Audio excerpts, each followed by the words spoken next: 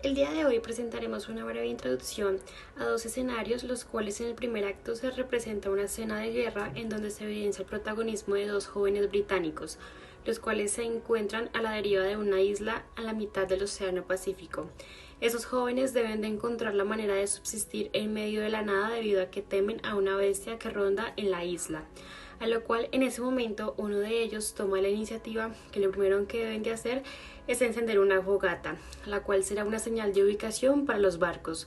Uno de los jóvenes se molesta e indica que no deberían de perder el tiempo encendiendo fogatas, a lo que deberían irse a cazar animales alrededor de la isla. Momentos después, este grupo de jóvenes deciden separarse y tomar rumbos distintos. Un grupo se dedicaría a la caza de animales y el otro seguiría pendiente de la fogata.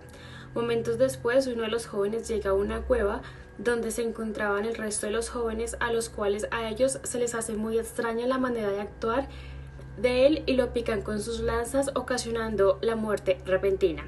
Luego de esa trágica escena, todo empeora entre ellos, ya que uno de ellos decide tomar un objeto relevante, en donde uno de ellos le roba las gafas a un joven, el cual era el elemento crucial para mantener la fogata, y decide hacer otra parte. En ese instante, los jóvenes dejan atrás sus peleas y deciden hablar con calma, a lo cual uno de ellos empuja una roca grande, lo que ocasiona la muerte repentina de ellos. En ese instante sale a correr a las orillas del océano, donde se encuentra con un oficial de la marina, donde aquí son rescatados y le dan fin a su guerra fingida. En segundo acto se representa una escena de conflicto armado en donde se evidencian las consecuencias que la guerra de Irak estaba teniendo sobre el pueblo kurdo. Los hechos ocurren antes de la invasión de Irak por parte de la coalición de países liderada por Estados Unidos en un campo de refugiados del Kurdistán iraquí en la frontera entre Irán y Turquía. Los damnificados buscan desesperadamente el dinero necesario para poder adquirir una antena parabólica con la suficiente potencia como para poder enterarse de las noticias internacionales sobre la inminente guerra que se avecina. Los niños marcados por la guerra, mutilados, huérfanos, hambrientos, son los que se llevan la peor parte, obligados a sobrevivir en condiciones infrahumanas y convertirse en adultos pese a la temprana edad. Esta película nos muestra un sufrimiento del día a día de los jóvenes, la amistad de ellos y lo difícil que es tener y sobrevivir con un mínimo, y cuya única forma de conseguir ingresos para cubrir sus necesidades básicas es recogiendo personas en el mercado sin ningún tipo de equipamiento ni artugilio. Para finalizar, se constata cómo los ciudadanos más necesitados siempre eran los que más sufrían los rigores de la contienda. Los niños pobres eran los principales protagonistas, y especialmente los niños, que siempre son las primeras víctimas y de los que nadie se ocupa. En la película todos los personajes buscan información vía satélite sobre la guerra que se avecina, aunque no entendían el idioma y las imágenes mostradas en la televisión y vayan en contra de sus creencias, finalmente la información les llega a través de las predicciones del niño mutilado. El Señor de las Moscas es una película del año 1990 del director William Golding, basada en la novela El Señor de las Moscas. Esta pieza cinematográfica para algunos pues puede resultar algo aburrida y para otros entretenida. En lo personal yo creo que no es muy buena cinematográficamente hablando, pero tampoco es un desastre, puesto que la película cuenta con una historia más o menos interesante que logra atrapar a la audiencia. Trata sobre un grupo de niños que naufraga en una isla desierta y estos tienen que empezar a sobrevivir por su propia cuenta sin ninguna presencia adulta. Todo va entre comillas bien hasta que uno de los niños es poseído por esta necesidad humana de supervivencia que nos lleva a pasar por encima de los demás, como esa necesidad de tener que demostrar poder para sentirme bien y poder mandar, estar sobre los demás y demostrar mi autoridad.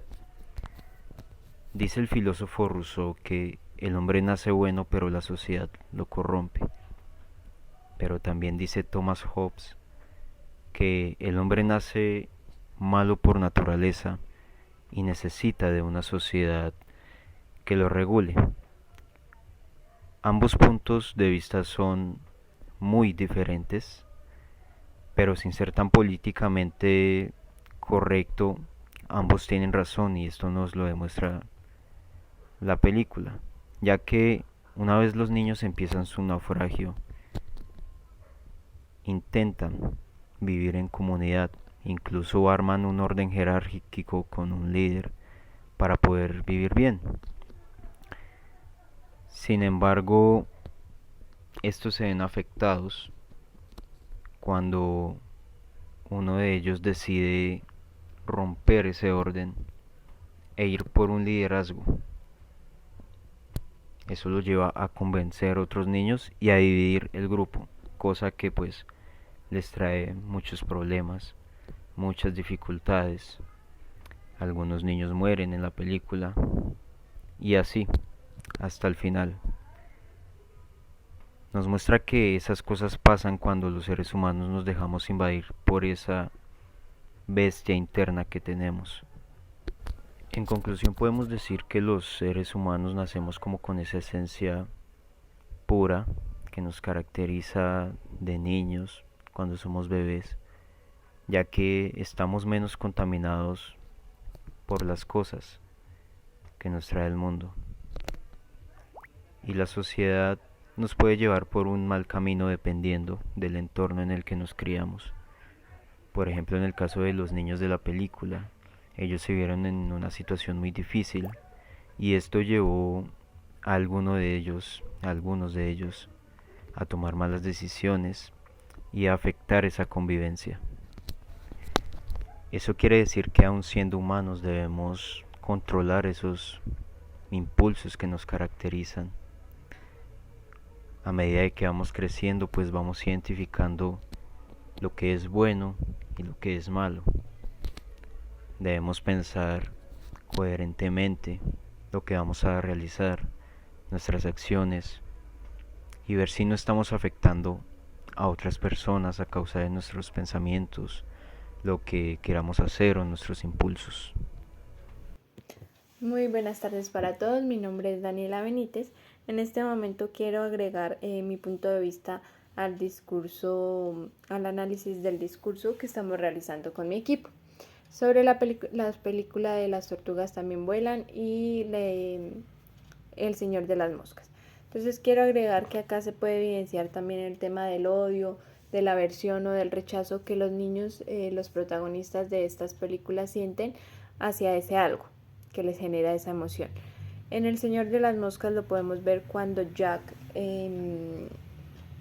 siente esa aversión o ese rechazo hacia las estrategias que Ralph está impartiendo al grupo de niños por la búsqueda del poder. Entonces Jack lo que hace es estropear digamos que esas estrategias que está impartiendo Ralph para conseguir que los niños pues lo empiecen a seguir a él, empiecen a seguir las órdenes que él dice como lo que él siente lo más apropiado para esa convivencia. Entonces se evidencia esa envidia o esa aversión que él empieza a generar o a sentir por Ralph para conseguir pues lo que quiere, que es que los niños lo sigan a él y tomar la voz de mando en el grupo. Y en la otra película lo podemos ver pues por el tema de que la niña experimentó esa situación tan desagradable, tan negativa para alguien, que a ella le genera ese odio o esa aversión pues a la situación que vivió, y lo que le genera esa asociación hacia su hijo que fue producto de la violación. Entonces ese odio, ese rechazo que ella siente hacia el niño se puede evidenciar en la película pues con las acciones que ella generaba en el niño. Entonces dejarlo botadito, amarrado con una cuerda, pues al final esa situación tan terrible pues de que lo mató. Entonces ahí se evidencia también ese odio tan grande que ella sentía por la realidad que tuvo que vivir por la injusticia de las personas. se ve la comparación de este odio en el tema de que en El Señor de las Moscas el niño genera ese odio, esa aversión hacia Ralph por búsqueda de poder. Entonces es por algo que él quiere. Mientras que tanto en la otra película, la niña tuvo que vivirlo. Entonces tiene que vivir con ese odio porque es la realidad que tuvo que vivir, es la realidad que la obligaron a tener y que le genera pues a ella esa aversión, ese odio hacia el niño por esa mala experiencia. Entonces digamos que se ve el mismo tema en las dos películas, pero de diferente manera. Entonces en una es por algo que él quiere sentir, porque es algo a lo que él quiere llegar, y la niña es algo por lo que tuvo que vivir, por lo que la obligaron a vivir. Quisios en el 2018 nos habla del odio y nos dice que el odio tiene parte de rechazo y aversión. Por ello es innegable que los niños experimentan esta parte desde que son muy pequeños. Así, los niños saben odiar desde la primera infancia. El niño en esta primera etapa de la infancia es capaz de desarrollar la capacidad para saber lo que le gusta y lo que no le gusta, lo que podemos ver en los casos de los niños, ya que ellos deciden lo que no le gusta, digamos, en las estrategias que imparte Ralph, y en la niña pues lo que no le gusta porque está viviendo esa experiencia en esa realidad que tuvo que vivir.